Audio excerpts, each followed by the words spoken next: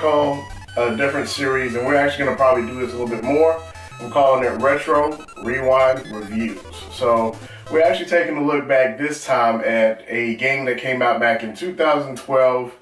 It was a remake of a classic game. This one is called Double Dragon Neon.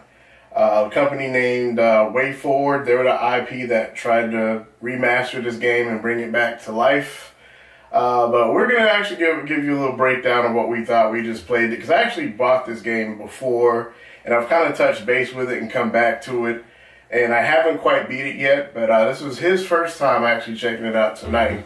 So we're going to kind of give you a quick impressions and see if this game is even worth your time. So here we go.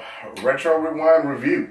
All right. Double Dragon Neon. And so right off the bat, when you jump into the game, I mean, you once again, it almost kind of has a Double Dragon 2 kind of feel, but except it's kind of slower. The actual pacing of the game this is just a beat 'em up game. Let's just be real. It's just a game that almost like it's trying to be what the past Double Dragon was, but unfortunately it's not.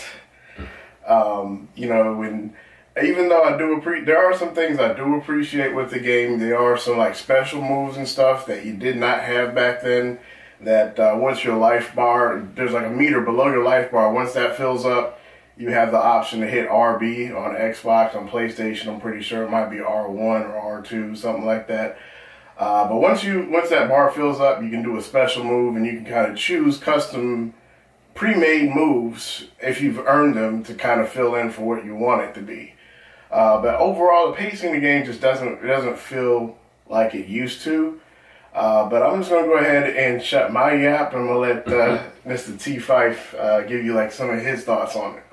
Okay, first time playing. So, starting out, I'm a retro gamer. I love retro games. Double Dragon 2 was probably, oh my goodness, it was probably, if not my most favorite game on the NES. It had to come in to number 2 or 3. I mean, Double Dragon 2, what else can you say about it? I loved it. This game, he said, like, when it first started out, it's got a lag to it that the Xbox One does not co-sign on. I mean, I just finished playing 2K. I play a lot of, I'm not sure if you guys played the Transformers game, but I had the Transformers games that I played a lot of. I played a lot of Halo on there. And all these games are, when you press the button, it happens. This game, the lag is ridiculous. I mean, I can't even explain it to anything. Any other game. It's just like, it's really bad. So, I don't want to press the button and then wait to see what the guy on the screen is going to do. So, I'll give a couple positives. Definitely, I felt the way that the boards were set up, like the background and everything. And it was pretty cool. It reminded me a lot of the old Double Dragon. You get a lot of extra detail, I guess, in there that I really didn't need it, because on the old Double Dragon, I kind of like the way it looked, So if they did more of just a remake of some more boards and some more characters, I'd have been, a lot happier. Another thing that I noticed that was a little bit different about the last Double Dragon, Double Dragon 2, I think the diversity is kind of mixed up, because in Double Dragon 2, there was like 2 white boys, and they were fighting white guys, black guys, Hispanic guys, a little bit of everything. But on this particular game, it's like you're mostly fighting Hispanic and black people, and you're white, and it's just like, hey, dude, this is like 2017. Can we get some diversity here? So, I really didn't like that about the game either. So, what else didn't I like about the game? I remember one analogy you said. He said the game plays like pretty bad Streets of Rage. Yeah. If anybody ever played Streets of Rage, it's almost like they okay, of course, see, the characters change. They don't have that look, that small, short look like it did on Double Dragon 2. So now the moves look just like it's a very bad Streets of Rage was a great game. But I can pull it out right now, put it side by side with this game, and it's not even close. As Alpha said, I give him granted, some extra, for some of those moves that they put in there. But they were actually kind of cheesy, you know, like the fireball was kind of cheesy. I like the dragon when it came in, but you'll see. Like if you play, don't buy it. I can't co-sign on this game. I can't. But you know, that's it for me. Yeah, just before we wrap this up here, real quick, just looking at ratings from IGN.com, they gave it a 3 out of 10. But however, Steam, you know, I guess Steam is more user based or whatever. So Steam gave it a 7 out of 10. So it's a polarizing game. Some people like it, some people don't.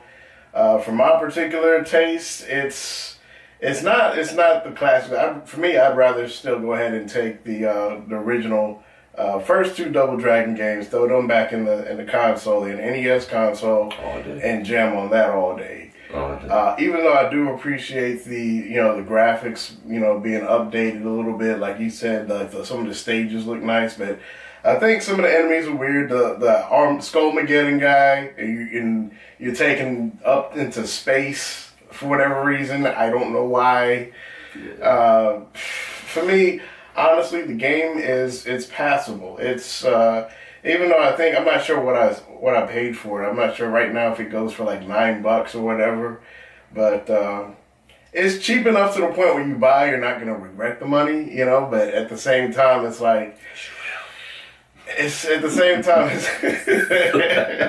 but at the same time, it's kind of like when you play it, you're kind of like it's forgettable. So, but for me, it's a passable game. When I say passable, I mean you can skip over it and maybe look for something else. But some people might enjoy it because, like I said, it has a 7 out of 10 Steam rating, so somebody likes it. IGN didn't.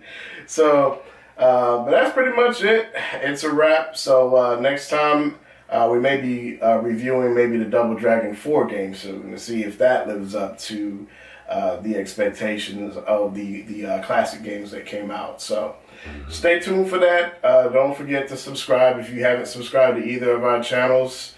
Mr. TPhifeTech over here. I will have the links down in the description. So feel free to watch his content. He puts out a lot of game stuff. Amiibos, yes, game unboxings, Ninja Turtle DVD unboxings, stuff like that. Check me out. And if you're new to my channel as well, just go ahead and feel free to subscribe. So that's pretty much it for this week. Take care. Be blessed.